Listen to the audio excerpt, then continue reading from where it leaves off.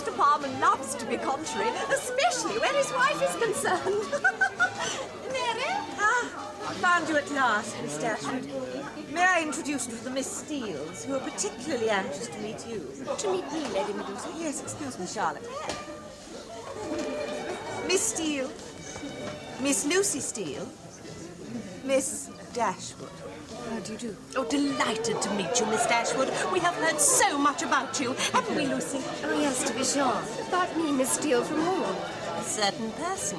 Can you not guess? I'm afraid I have no idea. The Miss Steeles have made the greatest impression upon my little William. Do you know, I've never seen him take quite such a liking to anyone before. Have you seen little William? Yes. Is he not the sweetest thing in the whole world? Perhaps Miss Dashwood doesn't share your partiality for children, sister. Oh, I just dote upon them, especially little boys. Do you know, he would not go to sleep until she had been up to wish him good night. I thought he would quite tumble your hair with his playfulness. He's just full of mischief, a proper little boy. I declare, he quite hurt me here. Look, where he bruised my wrist. Indeed. But there, I love to see a child full of spirits, don't you? Oh, yes, I cannot bear it if they are tame and quiet. Well, to be quite honest, while I'm at Barton Park, I never think of tame, quiet children with any great abhorrence. Well, now, you should be dancing. To whom would you like me to introduce you? Oh, I don't know. Really, I don't. I said to Lucy as we come in, I declare I don't know when I've seen so many smart girls.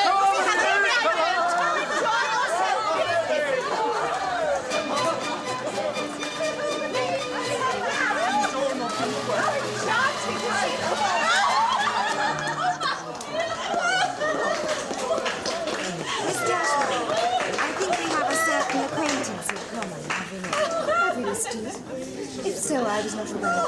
A certain Mr. Edward Ferrars. Oh.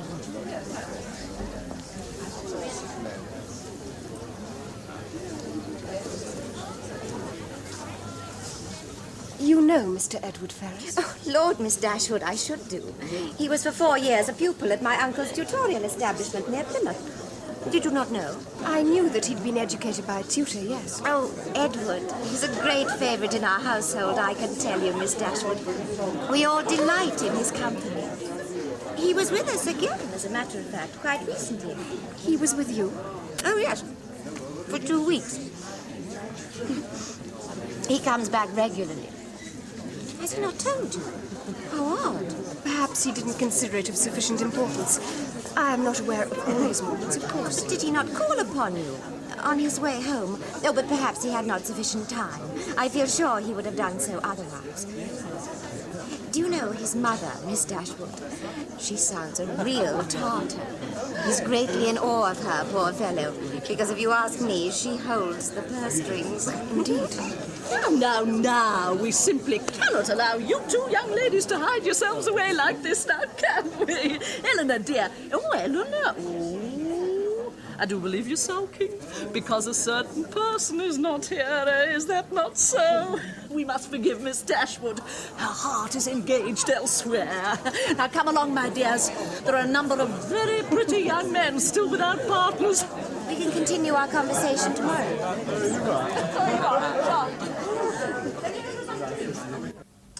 I quite agree that if a certain type of society is totally disagreeable to one, then it is perhaps not polite to make it apparent by one's manner. But at the same time, Elinor, I consider it dishonest to behave as though one positively enjoyed it. Then nobody could have accused you of dishonesty last night, sister. Thank you, sister.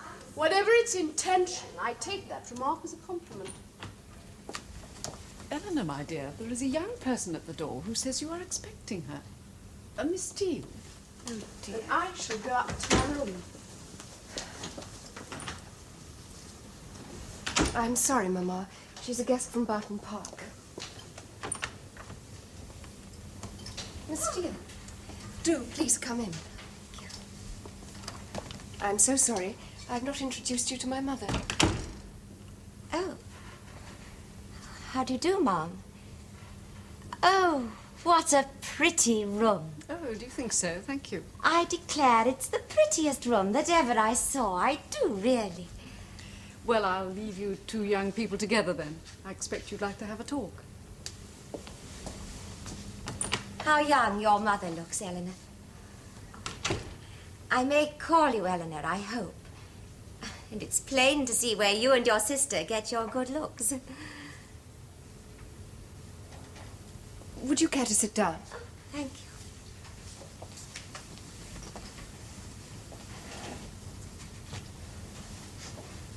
Oh, Elinor, I have been biting my tongue off for what I told you last night. About Mr. Ferrers, I mean. You have not told anyone else, I hope. No, of course not. What is there to tell? Oh, thank goodness. There. I knew you'd be discreet. I said to myself 100 times in the night, Elinor is not one to talk, I said. You see, no one in the world knows of our engagement except my sister. Your engagement? I was afraid you would think I was taking a great liberty in telling you all this. We haven't known each other long, to be sure, but I've heard so much about your family that I felt almost as though you was an old acquaintance. You say that you are engaged to Mr. Edward Ferrers? Oh, yes, and have been these 4 years now. My sister Nancy is the only other person besides yourself that knows of it. And I'm in constant fear that she will say something unwise up at the park.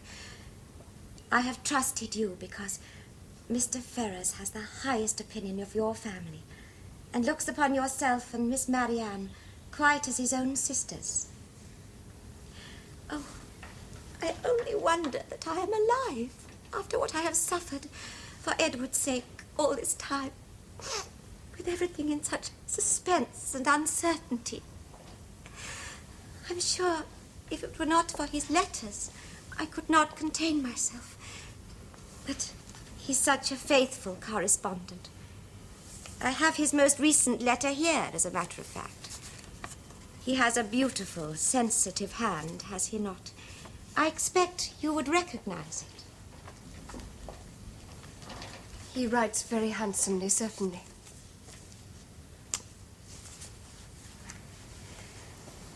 Edward's love for me has been pretty well put to the test by our long absences, I must say.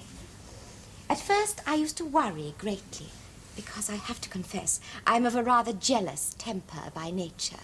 But I am sure that if he had felt a particular preference for any young lady of his acquaintance, I should know it instantly by his manner. However, I'm quite happy on that score, because I am quite certain that there is nobody for whom he has such a feeling. Quite certain. That must be a great comfort to you, I'm sure. Oh, it is, I do assure you. Oh, I had almost forgot what I had come about. Did you come about something else as well, then? Lady Middleton asked me to say that you and Miss Marianne are expected to dine up at the park tomorrow. Again, but really we cannot. Oh, but you must. Mr. and Mrs. Palmer are gone home, and Sir John is to dine in Exeter, so poor Lady Middleton will be all on her own. But you and your sister will be there, surely, and Mrs. Jennings. That's right.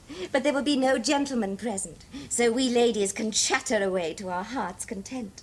And you and I have plenty of private matter for gossip, have we not, Elinor?